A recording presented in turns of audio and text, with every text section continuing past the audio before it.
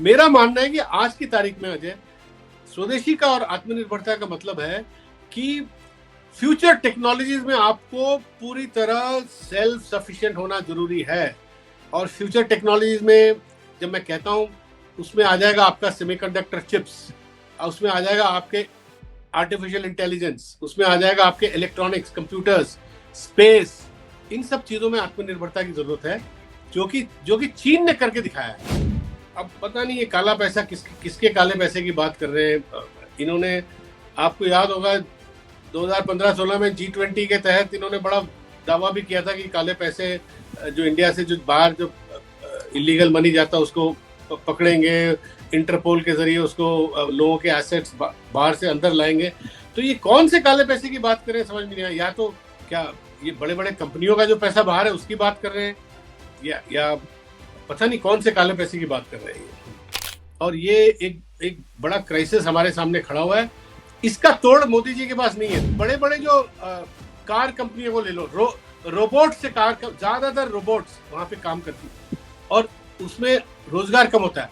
रोजगार कहाँ होता है? रोजगार जैसे मैंने बताया गारमेंट फैक्ट्री में, जहाँ जो सिलाई करते हैं, जो बटन लगाते हैं, जो औरतें काम करती है। आप तिरुपुर जाओगे और जगह जाओगे, आपको दिखेगा ये कि 200 करोड़ के इन्वेस्टमेंट में आपको 300 करोड़ के आप इन्वेस्टमेंट को 1000 लोग काम करते हुए मिलेंगे।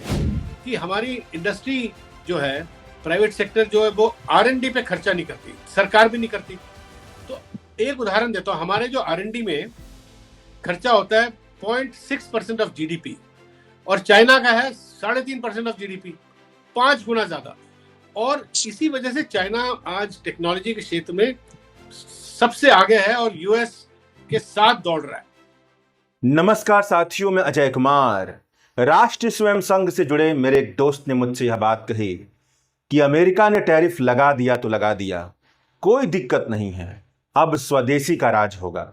नरेंद्र मोदी स्वदेशी की बात कर रहे हैं। तो चलिए इस वीडियो में आर्थिक मामलों के जानकार MK वेणु से इसी पहलू पर बात करते हैं कि आखिरकार भारत कैसे बनेगा स्वदेशी। क्या केवल नारेबाजी से, क्या केवल जन विरोधी राजनीति से भारत स्वदेशी बन जाएगा? तो सर, आपसे पहला सवाल यह है कि 50% टैरिफ लग गई है अमेरिका की तरफ से भारत के तरफ से आने वाले सामानों पर, और इसका कार्ड पेश किया जा रहा है नरेंद्र मोदी की तरफ से स्वदेशी। क्या आपको लगता है कि ये कार्ड बढ़िया काम करेगा? देखिए, जो आपके जो मित्र हैं, जो RSS के, जो कह रहे हैं कि स्वदेशी केवल एक नारा देके हिंदुस्तान की कठिनाइयां दूर हो जाएगी, ये बिल्कुल एक क्या कहूँगा, एक इल्यूजन है। इल्यूजन, और इल्यूजन भी है, डिल्यूजन भी है। मतलब ये इस तरह के सपने ये हमेशा दिखाते रहे, ये संघ वाले। आज की स्थिति ये है, जो मैं आपको 2 बातें बताना चाहता हूँ। मोदी जी सब भाषणों में बोल रहे हैं स्वदेशी। कल परसों उन्होंने भाषण दिया कि लोग हिंदुस्तानी अपने हिंदुस्तान का ही माल बेचें, और लोग उपभोक्ताओं को बोल रहे हैं आप हिंदुस्तान का ही माल खरीदें। ये सब, मैं तो कहूंगा, ये सब इसमें बहकाने वाली बातें हैं। इसका कोई तथ्य नहीं है। और इसके आज जो हमारे सामने क्या आज स्थिति है, पहले इसको आप समझे, उसका आकलन करते हैं। स्थिति यह है कि हिंदुस्तान पे 50% टैरिफ लग गया है आज से। और हमारा, आप चाहे माने ना माने, अमेरिका हमारा बड़ा मार्केट रहा है, और खासकर $85 बिलियन का एक्सपोर्ट हमारा अमेरिका की तरफ है। $85 बिलियन, अजय, इसको अगर आप अगर ट्रांसलेट करें रुपयों में, तो ये बहुत बड़ा अमाउंट है। मेरे ख्याल से 6 से 7 लाख करोड़ बनेगा। या 7 लाख, या 7 लाख करोड़। 7 लाख करोड़ बहुत बड़ा अमाउंट होता है। 7 लाख करोड़ की जो कमाई है, जो हमारी टेक्सटाइल इंडस्ट्री, हमारी जो गारमेंट बनाने वाले लोग, छोटे फिशरीज, और हमारे जेम्स एंड ज्वेलरी, सूरत में जो जेम्स और ज्वेलरी का जो पॉलिश करके जो बेचते हैं, और भी जो लेदर, जो चमड़े का काम हमारे यूपी में कानपुर वगैरह में नए नए सिरे से चमड़े का काम करके जो एक्सपोर्ट कर रहे हैं, ये सारी बहुत रोजगार देने वाली उद्योग है। आप सोचिए, एक आंकलन तो ये आ रहा है कि जो इस 50% टैरिफ से कम जो हमारा 85 बिलियन डॉलर्स का जो निर्यात है अमेरिका की तरफ, उसका आधा हो जाएगा, आधे से भी कम। तो आप सोचिए, नुकसान 50 बिलियन डॉलर का नुकसान होने जा रहा है, और 50 बिलियन डॉलर का नुकसान आप कौन सहेगा? Textile industry, 4 lakh crore. हाँ, और 4 लाख करोड़। और आपकी जो जेम्स एंड ज्वेलरी और आपकी फिशरीज, जो छोटे मोटे जो लेदर का प्रोडक्ट बना के बेचते हैं, हैंडीक्राफ्ट बेचते हैं, और ये सारे जो है, और इसमें बहुत रोजगार मिलता है। आजकल आपको ये समझना होगा अजय, आपके आरएसएस के दोस्त को भी समझना होगा कि एक बहुत बड़ा पावर प्लांट आप लगाते हो 10,000 करोड़ या 5,000 करोड़ का, या बहुत बड़ा जैसे अंबानी ने लगाया पेट्रोलियम जो रिफाइनरी, या बहुत बड़ा स्टील मिल, इसमें रोजगार नहीं होता, क्योंकि ये बड़े बड़े जो कार कंपनियों को ले लो, रोबोट से कार, ज्यादातर रोबोट्स वहां पे काम करती, और उसमें रोजगार कम होता है। रोजगार कहाँ होता है? रोजगार जैसे मैंने बताया, गारमेंट फैक्ट्री में, जहां जो सिलाई करते हैं, जो बटन लगाते हैं, जो औरतें काम करती है। आप तिरुपुर जाओगे और जगह जाओगे, आपको दिखेगा ये कि 200 करोड़ के इन्वेस्टमेंट में आपको 300 करोड़ के आप इन्वेस्टमेंट को 1000 लोग काम करते हुए मिलेंगे। और तो मैं ये कह रहा हूं कि ये स्थिति, इसको समझना जरूरी है। और ये हमारा एक ग्लोबलाइजेशन जो हुआ है, उसमें इंडिया और देश अब एक दूसरे से जुड़े हुए हैं। एकदम से स्वदेशी अब नहीं हो सकता। जो स्वदेशी गांधी जी कहा करते थे, उस वक्त ग्लोबलाइजेशन नहीं हुआ था। गांधी जी जो कपड़ों उस पे आते हैं, लेकिन आपकी ही बात से वही सवाल निकला, और हमारे दोस्त ने पूछा, अरे अमेरिका नहीं यूज करेगा, तो इसको 40 करोड़ की जनता है, मोदी जी गर्व से जिसका नाम लेते हैं, वो इसको यूज करेगी, वहां की सामान वो खरीदेगी। थोड़ा इस पे बताइए, इसमें क्या दिक्कत है? हमारे देश के सामान को हमारी जनता खरीदेगी। देखिए, पहली बात तो जो अमेरिका का जो कंज्यूमर है, जो उपभोक्ता है, जो हमारी चीजें खरीद रहा है, हमारे देश में इतने लोग होने चाहिए ना, खरीदने की शक्ति भी होनी चाहिए। जो माल जो वहां नहीं बिका, तो यहाँ कौन खरीदेगा? यहाँ पे हालत क्या है? यहाँ पे हमारा पूरा जो कंजम्पशन, जो डिमांड है, वो पिटा पड़ा हुआ है। पिछले आज से नहीं, 7-8 साल से पिटा पड़ा हुआ है। और ये चीज आरबीआई कह चुकी है, ये चीज बड़े अर्थशास्त्री, विशेषज्ञ जो है, इकोनॉमिस्ट कह चुके हैं, और बिजनेस के लोग भी बोल रहे हैं। जो बड़ी बड़ी कंपनियों के सीईओ, चाहे आप नेस्ले ले लें, हिंदुस्तान लीवर, कह रहे हैं कि भाई यहाँ पे कंज्यूमर डिमांड बहुत पिटा पड़ा हुआ है। और ऐसे वक्त पे आप सोचिए, 50 बिलियन डॉलर का जो सेल है अमेरिका में, वो बिल्कुल ओवरनाइट अब खत्म हो रहा है। और अगले 6 महीने में आप देखिएगा, ये मेरा आंकलन है कि जैसे कोविड के टाइम पे बड़े दायरे में हुआ था कि लोग नौकरी छोड़ के गांवों की तरफ गए थे, ये चीज कुछ हद तक अब इस वाले जो हमारे जो 50% टैरिफ से जो उद्योग बंद होंगे, खासकर ज्यादातर ये छोटे उद्योग हैं, क्योंकि ये जो टेक्सटाइल और ये जेम्स एंड ज्वेलरी, फिशरीज, ये मीडियम लेवल के जो कंपनियां बनाती है, और वहां पे और उनकी मार्जिन्स भी कम होती हैं। अजय, ये सोचने वाली बात है। वो सह नहीं सकते कि उनकी सेल अगर इतनी गिर जाए, तो उनको एकदम से बंद करना पड़ेगा। और वो कोई बड़ा अगर कंपनी हो, अंबानी हो या अडानी हो, वो अगर कुछ थोड़े टाइम के लिए अगर उनका अगर प्रॉफिट मार्जिन गिरता है, सेल बंद होती है, फिर भी वो अपने एम्प्लॉयज को पैसे देके चलाते हैं, क्योंकि उनकी बैलेंस शीट बड़ी स्ट्रांग होती है, पुख्ता होती है। इनकी बैलेंस शीट स्ट्रांग नहीं है, ये एकदम बंद हो जाएंगे। और आप देखिएगा, काफी एक मिनी कोविड के टाइम जैसे हुआ था, वो उस एक छोटे दायरे में लोग गांव में जाते आपको दिखेंगे। और ये एक बड़ा क्राइसिस हमारे सामने खड़ा हुआ है। इसका तोड़ मोदी जी के पास नहीं है। मोदी जी केवल अभी भी स्लोगन दे रहे हैं, केवल स्वदेशी का स्लोगन दे रहे हैं। हाँ, मोदी जी ने जो तोड़ दिया, थोड़ा उसे भी सुन लीजिए। ये हमारा जीवन मंत्र बनना चाहिए दोस्तों। गर्व से स्वदेशी की तरफ चल पड़ो।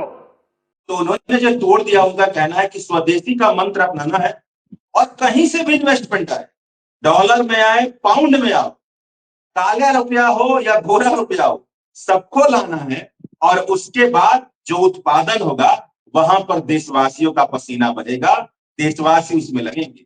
इस तरीके से चलना है, इस स्वदेशी मॉडल को अपनाना है।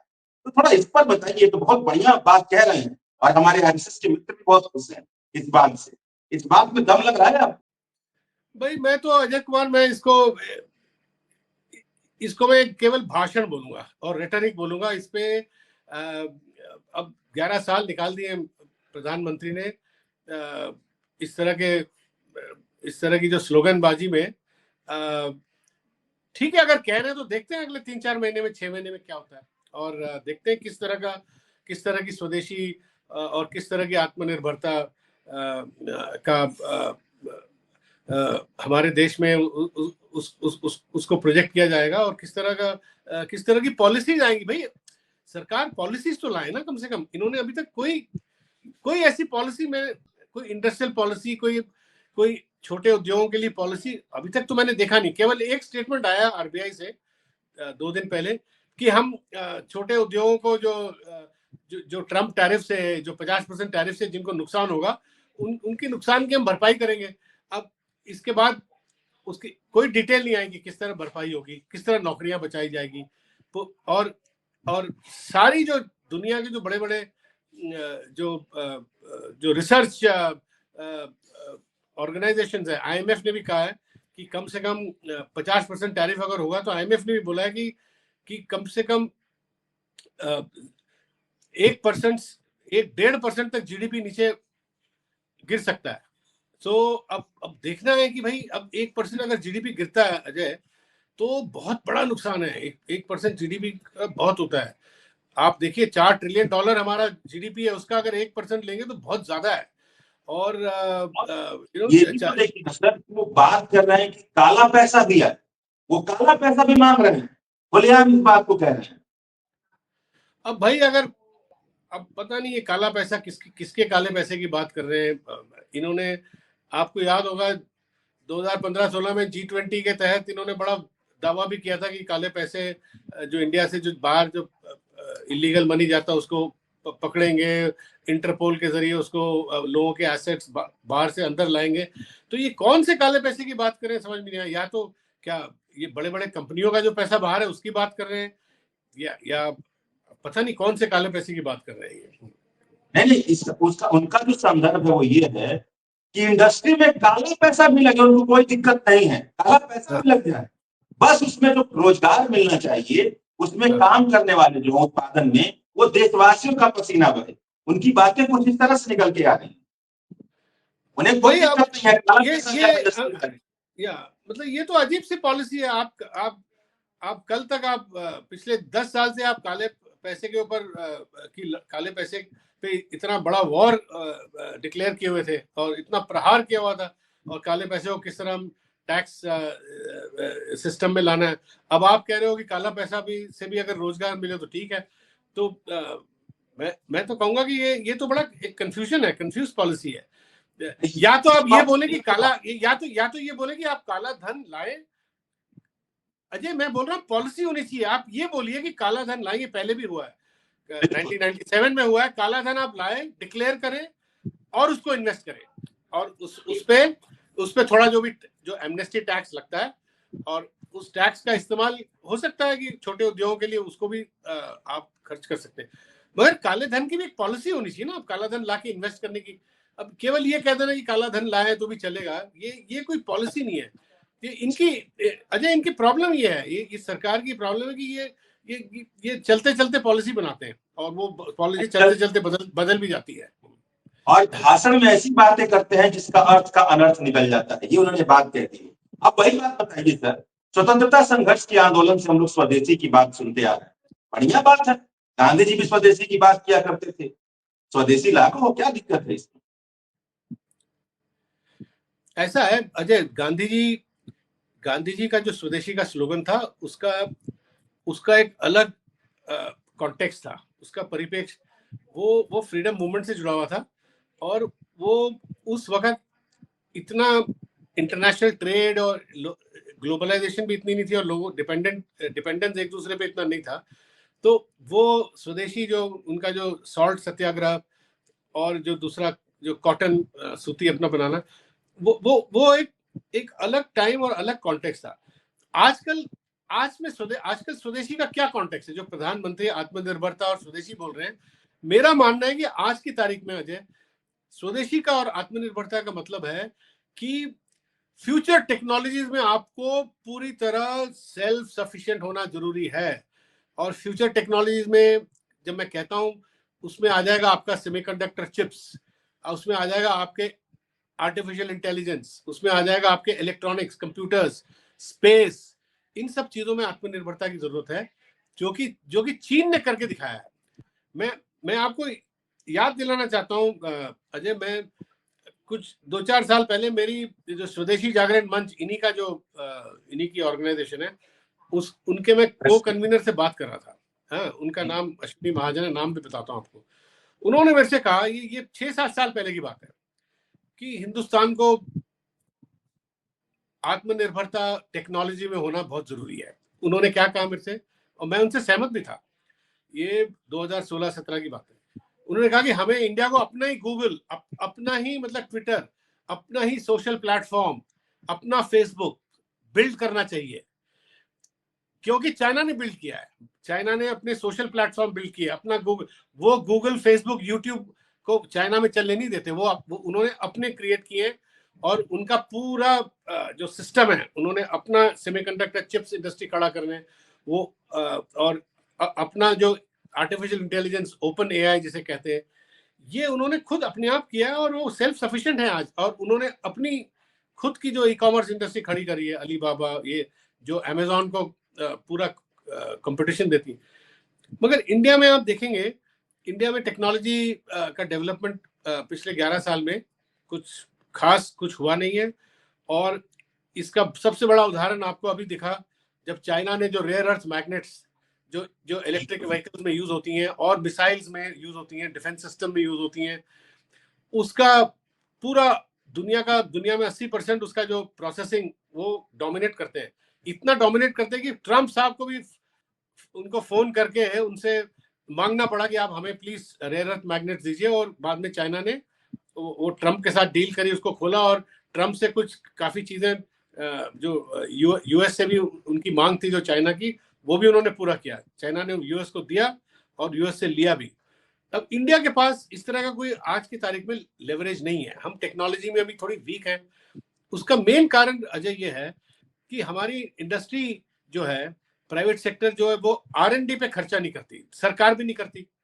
तो एक उदाहरण देता हूँ, हमारे जो R&D में खर्चा होता है 0.6% ऑफ जीडीपी, और चाइना का है 3.5% ऑफ जीडीपी, 5 गुना ज्यादा। और इसी वजह से चाइना आज टेक्नोलॉजी के क्षेत्र में सबसे आगे है और यूएस के साथ दौड़ रहा है। और हमारे यहाँ एक और उदाहरण देता हूँ, चाइना की बहुत बड़ी कंपनी है हुआवी, जो इंडिया में भी काफी उन्होंने काम किया। इंडिया में काफी उन्होंने जो टेलीकॉम जो इक्विपमेंट वगैरह है, रिमोट एरियाज में सब लगाया है। बीएसएनएल के लिए किया है, लोगों के लिए किया है, पहले इन्होंने एयरटेल और इनके लिए भी किया है 6-7 साल पहले। वो कंपनी एक साल में 2022-23 में उनकी जो रिसर्च एंड डेवलपमेंट का केवल खर्चा था करीब $20 बिलियन। और ये एक कंपनी जो वहां खर्चती है R&D में, इंडिया में पूरा प्राइवेट सेक्टर मिला लीजिए आप, अंबानी, टाटा, इन सबको मिला लीजिए, महिंद्रा, बिरला, अडानी, मिल के भी ये उसका आधा भी नहीं करते हैं। आप सोचिए, एक कंपनी चाइना का और यहाँ की 10 कंपनियां, 10 बड़ी बड़ी कंपनियां। तो ये हालत है। सरकार भी नहीं कुछ खास R&D पे ध्यान दिया। अब जाके मोदी जी कह रहे हैं कि हाँ, अब रेयर अर्थ बात शुरू कर दी उन्होंने, कि जब सारी ऑटो इंडस्ट्री कह रही है हमारे पास रेयर अर्थ मैग्नेट्स नहीं है, तो अभी बातें चल रही है। कल भी अखबार में सुर्खियां में प्रधानमंत्री ने बोला, ओ रेयर अर्थ पे हमें काम करना चाहिए, रेयर अर्थ पे हम कुछ करेंगे। तो मेरे हिसाब से ये देर हो गई है, और ऐसे वक्त पे बात हो रही है जब ट्रम्प साहब ने और यूनाइटेड स्टेट्स ने इतना भारी हम पे टैरिफ लगाया है और हमारी अर्थव्यवस्था को एक बहुत बड़ा झटका दिया है। ऐसे टाइम पे ये बात हो रही है। तो मेरा केवल ये सवाल है कि जब नॉर्मल टाइम में ये बातें क्यों नहीं होती? R&D डेवलपमेंट की बात की। सारा टाइम पिछले 11 साल में इन्होंने डिमोनेटाइजेशन किया, वो किया, ये किया, बस पॉलिटिक्स में लगे रहे, किस तरह इलेक्शन जीतना है उस पे लगे रहे, हिंदू मुस्लिम में लगे रहे। मगर ये कर क्या रहे हैं? ये देश की चिंता कौन कर रहा है? हमारे आत्मनिर्भरता की चिंता कौन कर रहा है? ये बहुत बहुत बड़ा सवाल है ये। और किसने उन्हें मना किया था कि वो स्वदेशी पर बात ना करें, स्वदेशी का काम ना करें? किसी ने मना तो नहीं किया था। वो अचानक अब बोल रहे हैं, बीच में उन्होंने कोई बात नहीं कही। मैंने तो आपको उदाहरण दिया कि स्वदेशी जागरण मंच के कन्वीनर ने 8 साल पहले मेरे से कहा था कि हमें ये सब करना चाहिए। तो करना चाहिए तो इन्होंने मोदी जी से बात क्यों नहीं करी? ये स्वदेशी जागरण मंच कर क्या रही थी? बिल्कुल। और आपने एक और बहुत अच्छी बात बताई, जो आंकड़े दिया आपने कि चीन की एक टेक्नोलॉजिकल कंपनी भारत की जितनी प्राइवेट सेक्टर की कंपनियां हैं उनसे ज्यादा रिसर्च एंड डेवलपमेंट पे खर्चा करती है। और यह समझने वाली बात है कि जो चंद पूंजीपति हैं उनका टोटल वेल्थ भारत के टोटल वेल्थ का तकरीबन 60% बनता है, और उनकी तरफ से रिसर्च एंड डेवलपमेंट का ये हाल। तो सर एक और बात बताइए, एक और बात जो कही जा रही है, थोड़ा इस पक्ष पे भी थोड़ा रोशनी डालिए कि रूस की तरफ से जो तेल आयात भारत कर रहा है उसका सबसे ज्यादा फायदा किसको मिल रहा है? भारत की जनता को मिल रहा है। अगर मिल रहा है तो हम लोग को कभी फायदा मिला नहीं, हम लोग को तो कुछ महसूस नहीं हुआ। देखिए, इसका फायदा जनता को बिल्कुल नहीं हुआ। ये हमें एक टाइम पे $40 पर बैरल हमें मिल रहा था रूस से जो आया था, 40-45 एवरेज, आप सोचिए। और इनको ये ज्यादातर ये जो मुकेश अंबानी की जो कंपनी है रिलायंस पेट्रोलियम और हमारी पब्लिक सेक्टर कंपनियों ने कच्चा तेल खरीदा, इसमें से इतनी प्रॉफिट हुई है। इस प्रॉफिट का क्या हुआ? हम और आप तो पिछले 3-4 साल में वही 100 रुपए 95 से 100 रुपए पेट्रोल और डीजल के दाम दे रहे हैं, हमें तो कुछ फायदा नहीं मिला। आप हमारी बात छोड़िए, जो एक आंकड़ा है फाइनेंशियल टाइम्स में, शायद इनको $16 बिलियन का फायदा हुआ है टोटल 3 साल में। $16 बिलियन बहुत ज्यादा पूंजी है। 1 लाख करोड़ से ऊपर की पूंजी है, 1.25 लाख करोड़। 1.25 लाख करोड़ कहाँ गए? वो या तो ये अंबानी पेट्रोलियम के बैलेंस शीट में गए, या अपने 1-2 पब्लिक सेक्टर कंपनियां हैं जो 2-3। मैंने सुना कि ज्यादातर तेल अंबानी ने खरीदा। अंबानी नहीं खरीदा। इन्होंने खरीदा। और एक और कंपनी है नायरा जो एसआर कंपनी जो रक्षित ने खरीदी थी, उन्होंने भी खरीदा। हाँ, तो मेरा ये कहना है कि जो इतना बड़ा जो फायदा हुआ, कम से कम उसी को लेके R&D डेवलपमेंट में लगा देते, या कुछ छोटे उद्योगों को सब्सिडी देते। कम से कम उसी को R&D में लगाते। कोई पॉलिसी नहीं है, इतना पैसा आया कहाँ गया किसी को कुछ पता ही नहीं। तो ये है मेरे ख्याल से, जो रूस की तरफ जो अमेरिका ने जो 25% की एक्स्ट्रा टैरिफ लगाई है वो इसीलिए लगाई है कि रूस की तरफ से हम तेल खरीद रहे हैं, और अमेरिका का कहना है कि रूस यूक्रेन से लड़ाई लड़ रहा है, वहां के लोगों को मार रहा है, तो आप रूस से तेल खरीद रहे हैं। और वो जो सस्ते दरों में तेल आ रहा है उसका फायदा पूंजीपति मुकेश अंबानी को मिल रहा है।